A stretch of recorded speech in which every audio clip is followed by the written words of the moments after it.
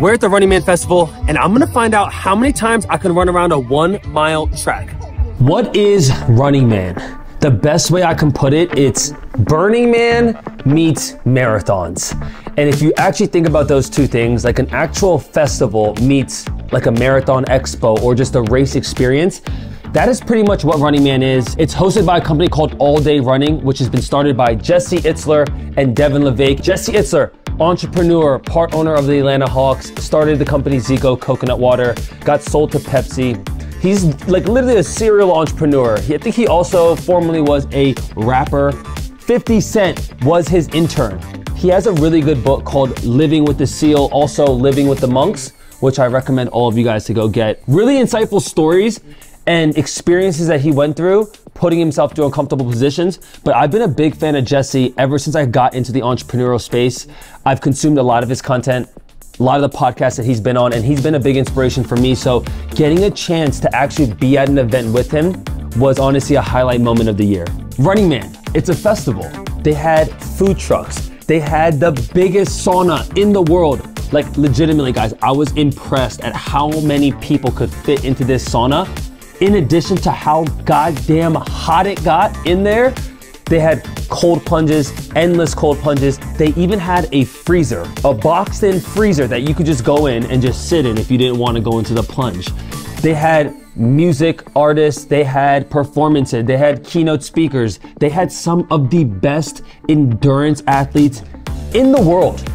Courtney Dauwalter, Harvey Lewis, Rich Roll, Matt Frazier. I mean, the list goes on and on. The festival itself was really fun. How it basically worked, because some of you guys are like, what the hell is this? This guy's talking about some music festival for running festival. What? Basically, there is a 1 mile loop around all the activations. Sauna in the middle, you know, the food trucks, X, Y, and Z. All the glamping tents were laid out. And basically, Running Man is designed for people that want to make running fun. And I think it's so easy to get caught up in, oh my God, what's your marathon time? Or some people that are only into running to hit a PR or a goal time. I think what Running Man truly represents is bringing fun back into running. And that's what they were able to do with All Day Running at Running Man. It's a 1 mile loop. People could run anywhere from 5Ks to 100 miles. Think about the difference of that. 3.1 miles to 100 miles. There was literally 2 people that ran all through the night and ran 100 miles, which is amazing. It's ridiculous. It's crazy to a lot of you. At the same time, so many people stepped out of their comfort zone and hit a personal best during that day at Running Man. A lot of people accomplished their first ultra marathon, hitting a 50K, 31 miles. It's crazy. There were more people that finished a 50K than a marathon. There was more people that finished a 50K than a half marathon. So it's really awesome to see the community aspect of what they did with All Day Running and at Running Man. I think that's the biggest thing. I don't know how many times I'm gonna say Running Man in this video. We might need to keep like a logging number of like how many times I've already said it. But I think the biggest takeaway I got from being there last weekend was how powerful it is to have a group of community. And especially in the running space, when you're at bigger races, it's so much more about like your time and hitting a goal and all those things. But the experience when you're at an all-day event, it's so much more about community. It's about meeting the person next to you. It's about talking to someone that's a stranger in the sauna, or maybe taking a cold plunge for the first time of your life. And you're over here looking at all these other crazy people like, damn, they're just doing this on a regular basis. But I think that was my biggest takeaway, especially after coming from the Chicago Marathon. And we were at a high at Chicago, which was a dope race, one of the 6 world majors. But equally, to be there at Running Man on a Tuesday, which is very random. Like the fact that they had it on a Tuesday and 1,000 people showed up to go run their furthest distance on a Wednesday, it is honestly quite ludicrous. And I think that is the power of community. And when you bring like-minded people who are open-minded and are curious about what they can accomplish together in one spot. All right, we're here at Running Man. The race is about to start. People running 5Ks, 10Ks, half marathons, full marathons, 50Ks, 50 miles. Someone's even running 100 freaking miles. As you can see behind us, it's foggy, it's cold, it's 40 degrees right now. But we're gonna see how many times we can run a 1.1 mile loop until I stop. We just ran Chicago like a week ago, so I don't know. We'll see how my legs feel. The race is gonna start in 5 minutes. I was actually shocked I'm on time. There's nothing under this freaking hoodie. It's cold, it's like 40 freaking degrees. So There's like hundreds of people here. Let's see how many times we can run around a 1 mile. So you guys are probably wondering, how many laps did I end up actually running? So I had a marathon bib because I didn't really know how far I wanted to go. I knew that it was gonna be anywhere from half marathon to a full marathon. If you guys don't know the distances, 13.1 miles to 26.2 miles. But I don't know, it was right after Chicago, so I was like more leaning on just running a half marathon.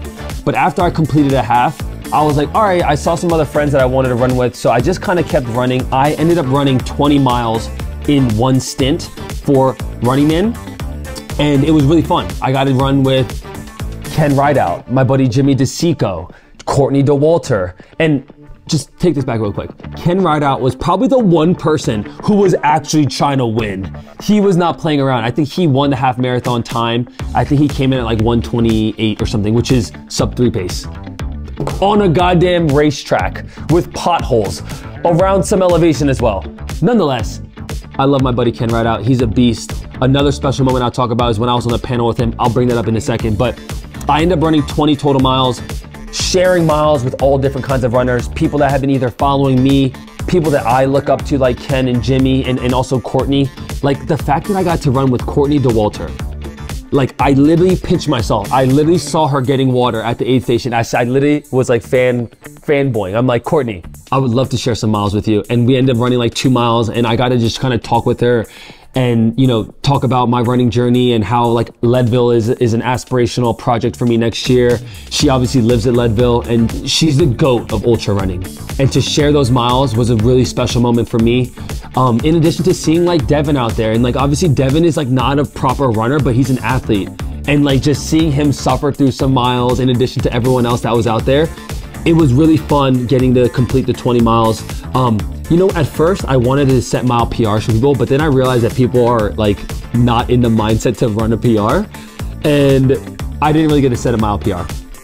But a couple hours went by and I actually ended up running 1 more mile because my friends, the Buttery Bros, they wanted to test me to see if they can beat me 4 CrossFit athletes versus 1 marathon runner in a 1 mile time trial. So if you guys don't know the math of this, 400 meters is 1/4 of a mile, 1,600 meters. So they had 4 people that ran 400 meters and I was my own person running 1 mile. So I was willing to take on the challenge. So I ended up running 21 miles, but they also ended up beating me in this race. Fatality.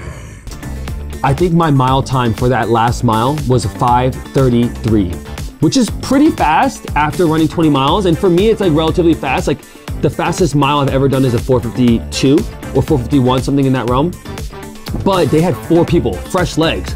So they ended up toasting me in that race. I was able to sit and kick for like the first 1,200 meters, but my buddy Jules literally just took off at the very end and I was just like somewhat defeated. I just was like, yo, I'm tired. I don't feel, I literally had nothing left in the tank. If it was me and Ken versus them in like a 2 mile race, I think we could have actually beat them, but that would have been a different competition. So shout out to the Buttery Bros for challenging me, making me step out of my comfort zone because it was really fun. So 21 miles was my total distance ran right after the Chicago Marathon. So it was like literally 4 days after Chicago, 21 miles stacked up in the books. But that's how far I ran during my time at Running Man. One of my other favorite moments during Running Man was actually getting a chance to talk on the panel with HVMN, my friend Kiera, and also Ken Rideout. It was actually one of the first moments where I actually got to like speak in front of people in person, because I get to do that obviously through content, like talking to all of you like behind the screen. But like right now it's just me and Chris, like there's no one else really here, you know? So if I like say what's up to Chris, if I mess up, I'm like, oh, I could just say it again. But like the moments of speaking in live, the moments of speaking live in person, obviously on a panel where you're just being open and vulnerable in front of other people. And if you mess up, you mess up. It's kind of part of the gig.